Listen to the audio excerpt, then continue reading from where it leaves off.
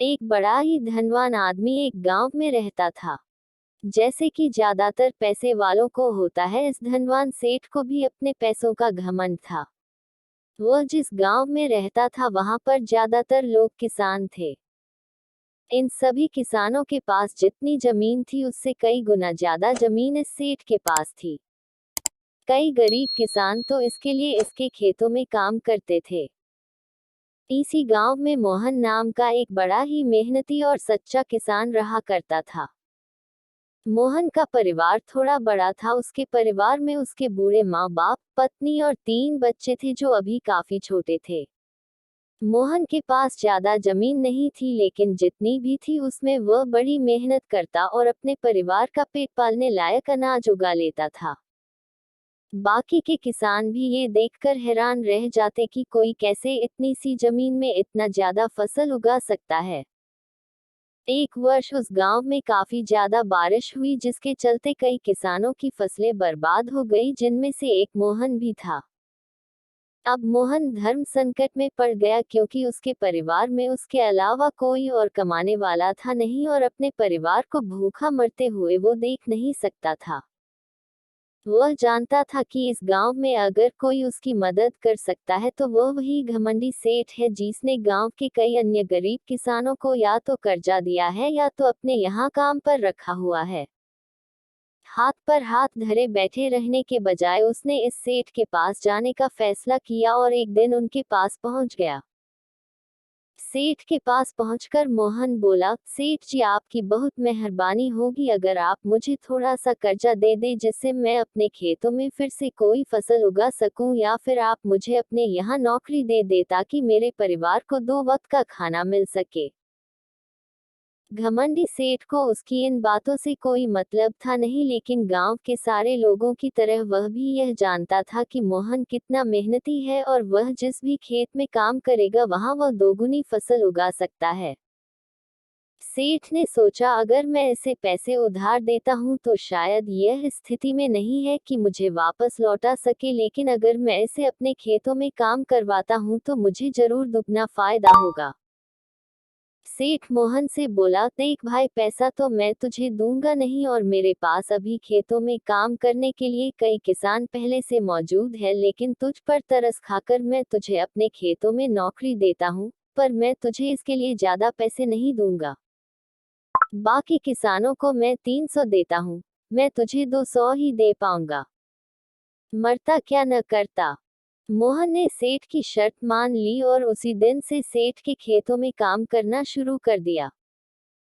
2 महीनों तक नियमित वो सेठ के खेतों में जाकर कड़ी मेहनत करता और देखते ही देखते 4 महीने का काम उसने अपनी मेहनत से 2 महीनों में ही खत्म कर दिया।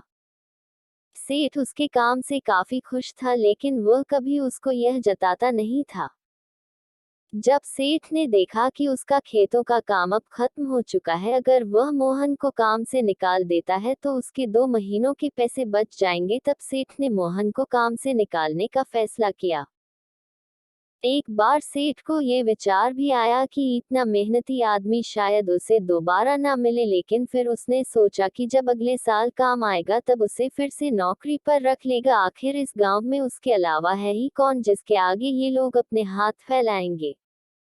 एक दिन सेठ ने मोहन को अपने पास बुलाकर उसको उस दिन का पैसा दिया और साथ में ये भी कहा कि कल से तुमको काम पर आने की जरूरत नहीं है।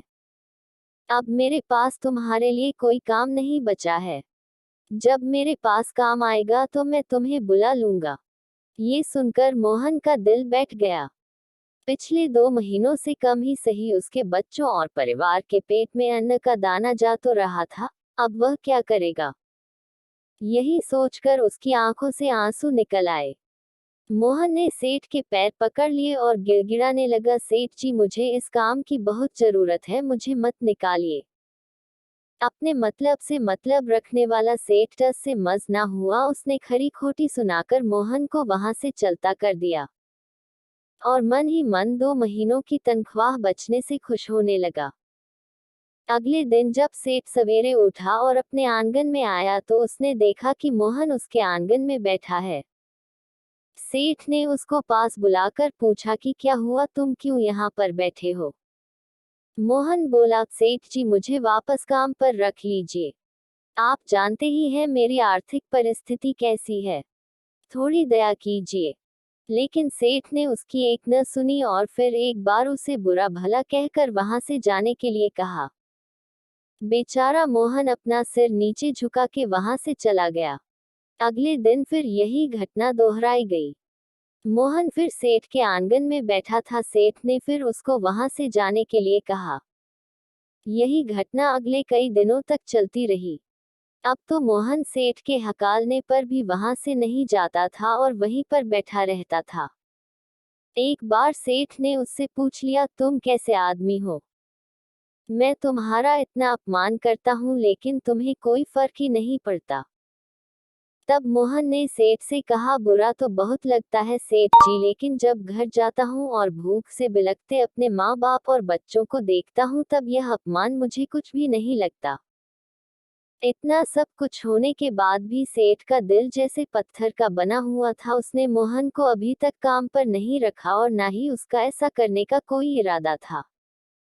एक दिन सेठ ने सोचा कि कुछ दिनों के लिए किसी और गांव चला जाता हूं ताकि मोहन से पीछा छुड़ा सकूं।